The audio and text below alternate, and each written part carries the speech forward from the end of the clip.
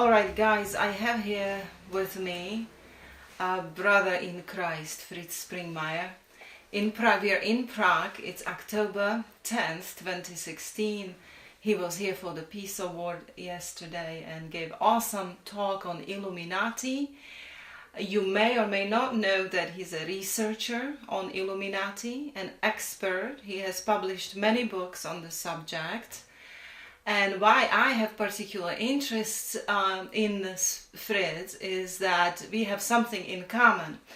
And I used to be in a cult of Watchtower, and Fritz has done a significant research into the origins of Watchtower. And this is why I am sitting here with him today, and I hope to bring you a very good information. If you are a Jehovah's Witness or an ex-Jehovah's Witness and you are wondering whether you made a good decision of leaving the cult, so I think you're going to be very blessed. Well, hi Fritz, and good morning. Dobrý den. Dobrý den. Welcome in Prague. And so tell me briefly, what is your experience with Jehovah's Witnesses? How did you even come to a decision to make a research about Watchtower, to do research about it? Some people very close to me joined the Jehovah's Witnesses, and then my wife joined the Jehovah's Witnesses. And so as a Christian, wanting to keep peace in the family, I started attending the Kingdom Hall and, began taking book studies. And so I got to learn how the Kingdom Hall works inside out. Now, I never joined, I was never baptized, but I certainly got to know it as well as someone who was baptized. And then because I did not want to join the Jehovah's Witnesses, they split our marriage up. And I was shocked because I didn't think that they believed in divorce, but silly me, I guess they do. And then after that, I ended up because a friend told me I should check into it. I ended up checking into Witness Incorporated, which was a Christian missionary organization. Okay. And so I became a missionary to bring Jehovah's Witnesses to Christ. Wow. And we had 2 comprehensive libraries. Dwayne Mignani, who was the head of our organization, he was a 4th generation Jehovah's Witness that left. He had been a Bethel worker. And then John was underneath him. Both of them had total comprehensive libraries. And so I ended up doing comprehensive research. I mean, there wasn't anything that the Watchtower Society hasn't put out that. And then on top of that, I started doing massive amounts of genealogy research onto the founder and other research. And I just kept researching, and then people came into my life that had a lot of very interesting things to say, none the least. Yes, and that's where I'm aiming to, because this information is just shocking to me, even after being out so long. I mean, I'm out for about, I don't know how many years exactly right now. I would have to have coffee for that. But it was shocking to hear what you had to say about that. So basically, when you divorced with your wife, right? Well, then she divorced me. You. So right. you were. I actually, when she filed for divorce, filed for bigamy, because at the time she asked me to marry her, she was actually married. But the judge tossed out my motion for annulment on the grounds of bigamy, and went with the motion for divorce. And I asked my attorney, why didn't they give me an annulment? And he said, because then they couldn't have assigned you all the bills because you're the one with all the money. So basically she divorced you because you wouldn't want to share her faith or become baptized Jehovah's Witness. That's what caused problems in your marriage. Well, I think she divorced me really because she knew that the system would give her child support and alimony, Oh. and then she could live her life however she wanted. But she was helped by the Elders. Kingdom Hall, Right. greatly helped. Wow. They had a ministerial servant that was handsome, that was well spoken, come in. He didn't even know her, and yet he was a character witness for her in court. Mm-hmm. It was just help like that, all kinds of help. Wow. Even worse than that. So then you went into research on the founder, Charles Taze Russell. So tell us what you found. Oh, wow. Absolutely amazing. Long story short, but this ties in with a lot of other research in other areas like the Illuminati. But long story short, I discovered Charles Taze Russell was a Freemason. He was of one of these elite Illuminati bloodlines. His wife was a socialist, and his father-in-law was a Freemason. And Charles Taze Russell was the first Zionist that there was, a public Zionist preacher. He went around the world preaching Zionism. He was also, I discovered, very good friend of the Rothschilds, who funded him. Wow. And then I discovered that there was a letter. I'm kind of saying this wrong, but in the 1920s, and I have the German article on this court trial, there was a man that was saying that the Jehovah's Witnesses were being funded by the elite through the Masonic Lodge, then the Kingdom Halls sued him. The Watchtower Society sued this man, and he came into court and showed a letter proving that they were being funded by the elite through the Masonic halls. And as I investigated Charles Taze Russell's finances, I was shocked. It's obviously he was getting heavy-duty financing.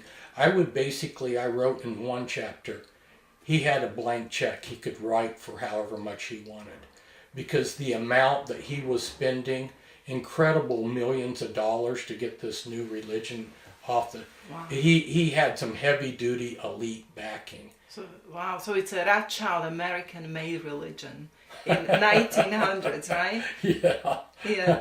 Yeah. Yet they're describing it, as a continuation of apostles, in Watchtower. I mean, that's how they describe themselves. Yeah, well... But they just need to get familiar. I mean, Illuminati beginnings, funding by Rothschilds, and that's incredible. Now, although right now, as you know, they are not Zionists. They're actually just the opposite. Right. They're They very flip-flopped much on that. anti-Zionists. Right. But they have adopted this view that they are the Israel. Right. All the fulfillment of Bible Right. belongs to them, and they are the people. Right. So that's their current view. Sure. And as we know, their doctrines flip-flop a lot. I mean, we don't know what the view will be next year. And A lot more than one realizes. The Watchtower Society put out an article that our doctrinal changes are like a ship tacking into the wind. You have to zigzag to get where you're going. Right. But the thing of it is when I went in and I had the original documents. I had every Watchtower in front of me from day one. And I had all of their old books. In fact, I have some personally, I own some of the old books that are pretty rare. And you go in and you find out on major fundamental doctrines, they flip-flop from here to there and back again. It's not attacking into the wind. You realize this could not be God's organization to be so confused. But the history has been covered up. In fact, they even the Watchtower Society sent out their people to buy up the old literature and destroy it. Oh, I'm very aware. I mean, they had this book, Revelation. There was a red book, and now it's prohibited. I mean, it's owned by many JWs. I have a copy of it. Oh, wow. But it's prohibited to use for them. Oh, Wow. I am using it as far as to show their faults. But this is where, when they, they flip-flop with the generation doctrine, the 1914 generation. They go back and forth, and they just kind of flip-flop. But that's just common with them. But now, you believe that, they have the same similar settings as I came out, and I was studying Catholic Church in depth, and I studied hierarchy of Catholic Church. Right. I have found out just by my own observation, Right. that Jehovah's Witnesses are similarly organized, just like Catholic Church, different name, yes. but the same hierarchy. Right. So they have these elites on the top, right? And then they have these people who take care of the organizational matters so that it functions the way the elites want, like the traveling overseers and elders. And then you have that bottom, which are men who are not elders, women and children, like totally the slaves of the system. The laity. Now the laity gets different messages, and these messages are usually, oh, Jehovah loves us, he will bring the new world, and it's all for God, and it's all this beautiful paradise, and we will have houses and build houses, and we'll live forever in that body. Right. We'll live forever. Okay, so they don't know what's going on. And you said that on the top, in an elite little circle, they actually worship Satan, right? Right. And you had some experience with people who've been in Bethel, and they told you that. So what was that about? Okay. Well, it was a step-by-step process to have my eyes opened.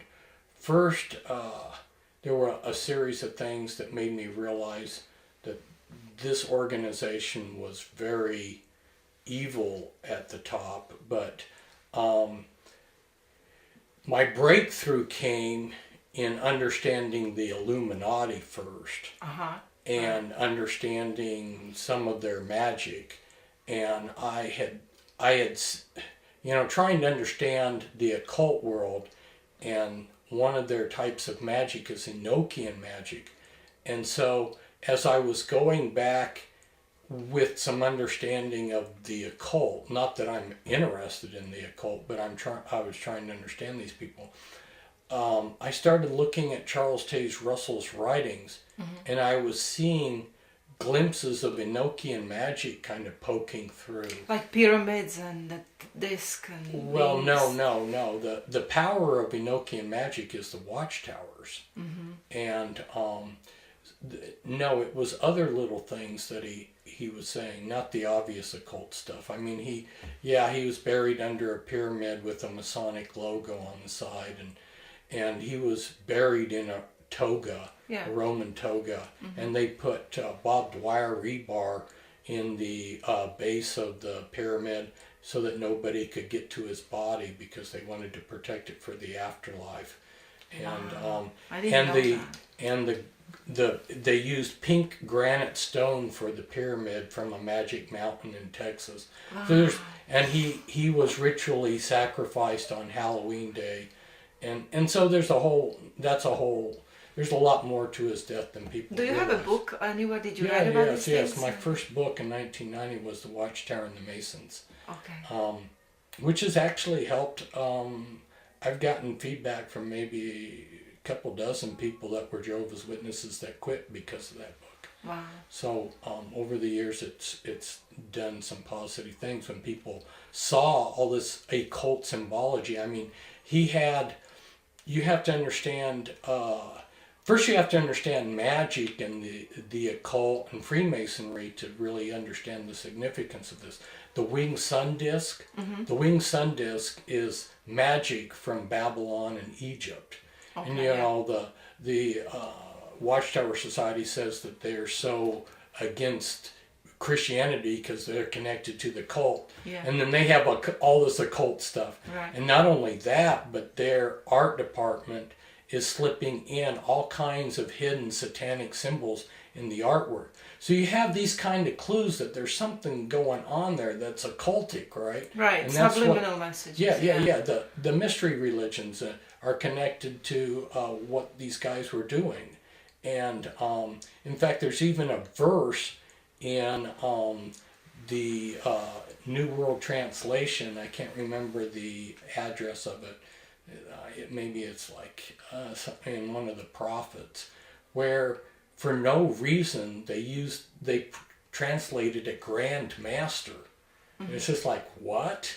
Wow. That it doesn't even, it's obviously there's several other verses in there too that if you're an occultist and you read that compared to what should have been translated, you go, whoa, they're slipping in a little, hey, I'm a Mason, Right. But anyway, back to this, you said that you had women or somebody who was in Bethel and they went to worship Satan, right. And they told you that.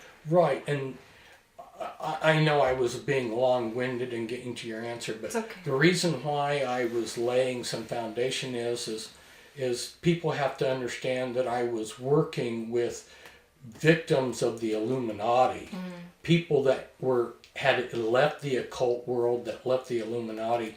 They were coming to me because I was helping them. That's why I got these people come to me. And so they were telling me how they had been subjected to certain things while they were Jehovah's Witnesses, and how, for instance, this one lady told me that she was a Bethel worker there in New York, and she was part of a satanic coven of Bethel. And she told me, I think it was like, if I'm just remembering this off the top of my head, it's in my Bloodlines of the Illuminati book, but I think it was Andros Island in the Bahamas. She described it. She described the rituals, the satanic rituals that their Bethel group did. And but see, something like this would not have made any sense unless I had put all these other pieces together. Right. And then one person confirmed to me that yes, they do Enochian magic, which it made sense from all the other clues. I had already concluded from looking at Charles Taze Russell's writings that the reason he chose the word watchtower is because the power of Enochian magic is the watchtowers. Wow. I'd already concluded that, but I didn't have any insider to confirm it. So then on their own, this insider confirmed it. Then it was like, oh, wow. Similar to, I made a lot of research into Charles Taze Russell that made me think this guy is from an Illuminati bloodline, but it wasn't until I was helping these 4 women that had been in the Illuminati that were trying to get out. And the first time I met with them, I told them, I know that there are 13 significant bloodlines of the Illuminati. Here's a list of powerful families. Will you circle the 13? And they circled the Russell family. And I wanted to start crying. I may have even cried. I don't remember. It was so many years ago. I might have even started crying. Because it was just like the fulfillment. It's like if you've been practicing for the Olympics and then you win a medal. I had done so much genealogy research. Like on Charles Taze Russell, he came from Ireland. And just to give you an idea of the research I did. And this was back when you could do this. I went to the Mormons because they have the best genealogy material. So I was surprised the little town that he came from, there weren't telephones back there, right?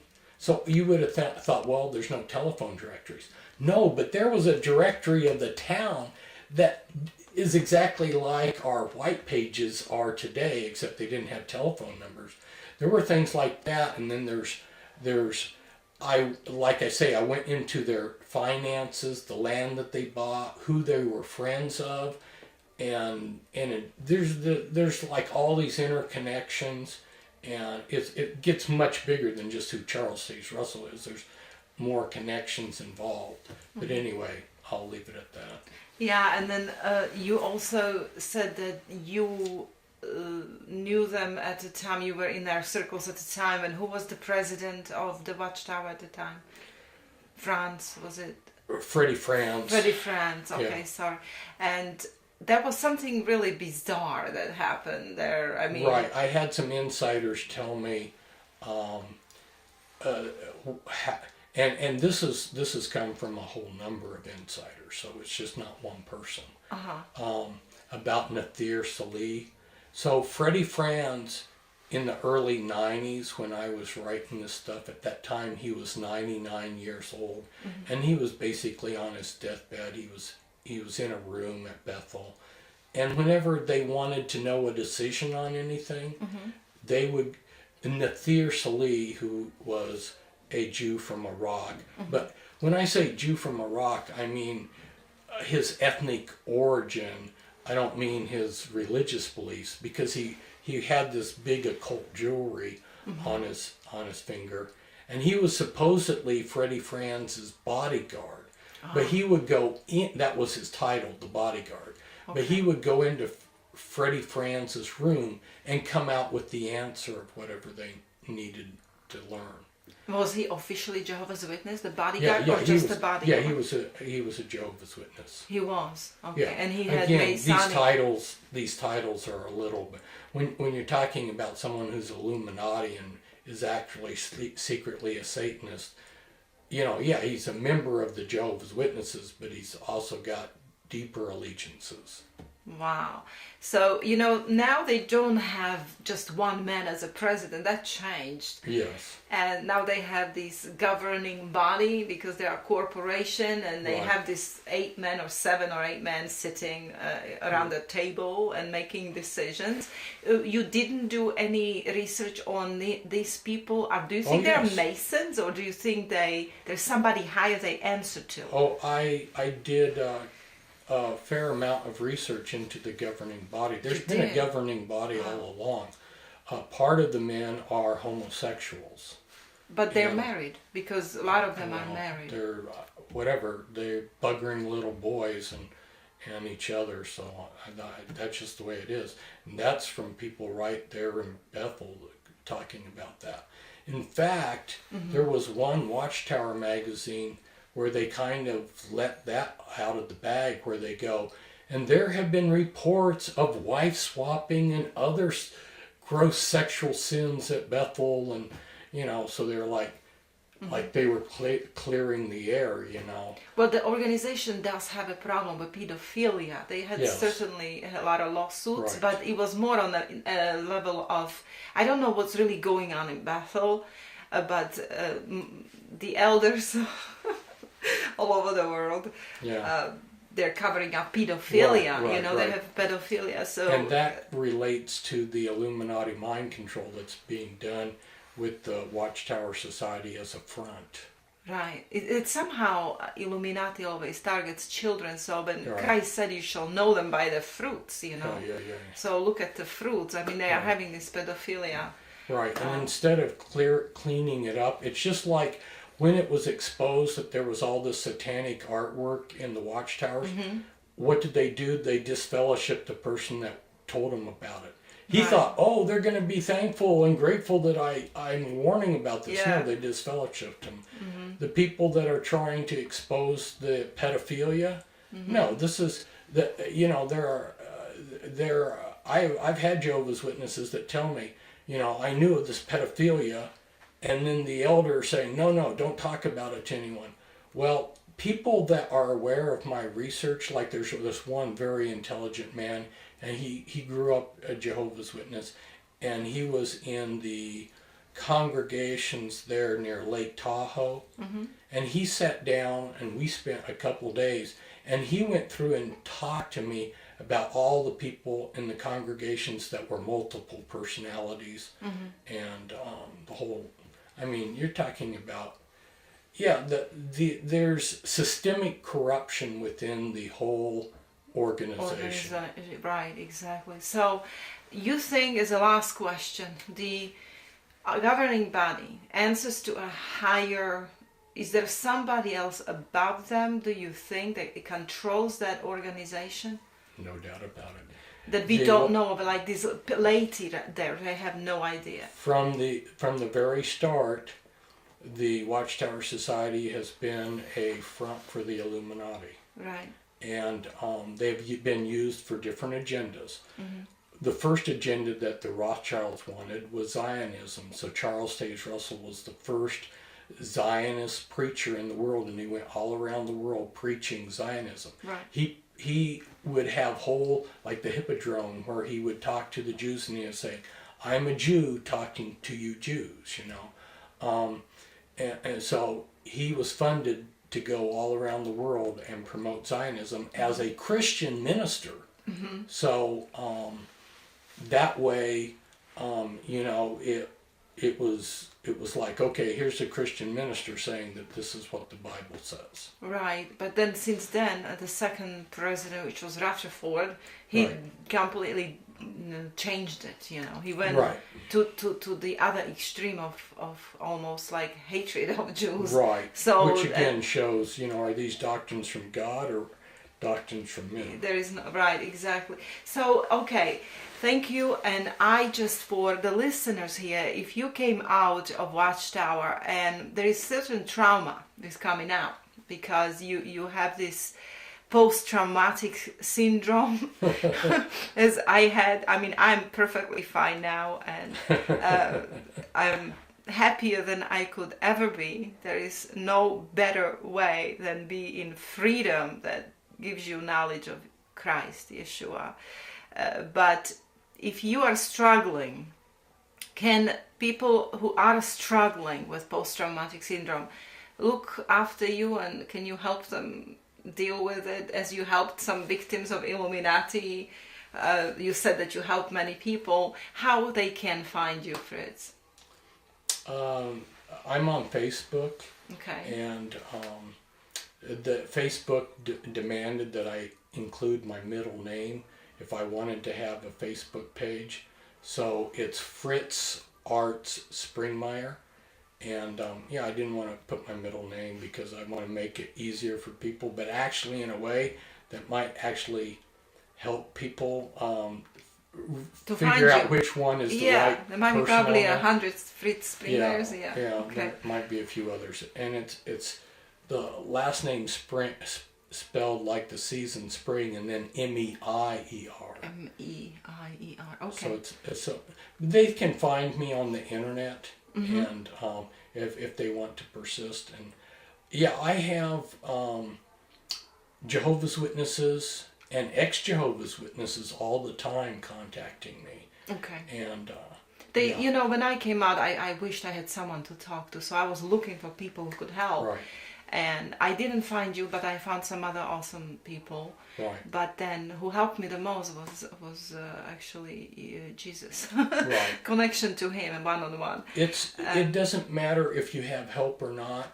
I'm interrupting, I know, but I just want to say this for anyone who leaves. It's going to be traumatic, and it's a process of time. It's sort of like if you lose a brother who dies. You know, time heals. Well, it takes a while for the programming to dissipate. You can't get, people don't realize how programmed they are. Yes. And over a period of time, you'll start realizing, oh, wow, I was really that programmed. And so it takes a while naturally. You can't force the issue. You have to give it time. Yes, it's like a mourning process, you know. You go through stages, and you have to undo all the doctrines one by one, you know. It's like leaving any cult. Yes. And I know people dislike that word cult, but I don't know any other word that accurately describes the, you know. And when I've dealt with Jehovah's Witnesses, it was like this one man I was sharing Christ with. He said, you know, the truth is whatever the Watchtower says. If they say that the sky is orange, it's orange. They say it's red, it's red. You know, or if it's green, it's green. I don't care what I think. Whatever the Watchtower says is truth. So he defines truth is what the Watchtower saw. Well, yeah, they connect God to Watchtower so much that if you leave Watchtower, they say you left God. Well, you're leaving Jehovah.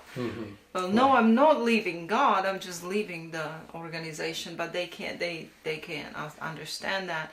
So it is a process, and I'm glad that here Mr. Fritz is available for people who really need help with deprogramming. Well, thank you so much for this interview. Really, I hope it will be blessing to people who are thinking of leaving Watchtower or already left the Watchtower, just to kind of confirm they made the right decision. Well, and I want to emphasize, if I can slip in a last few comments here. You know, Christ was about love. Right. The most powerful, wonderful thing that there is in, he said that there was only one thing that was going to endure into eternity, was love. All these other things, these prophecies, are going to pass away. And if you recognize the importance of love, and then you experience Christ's love, when you realize that this organization is a heartless organization and they lack love, then you can start opening your heart to what Christ was really about. Yes. Thank you, Fritz.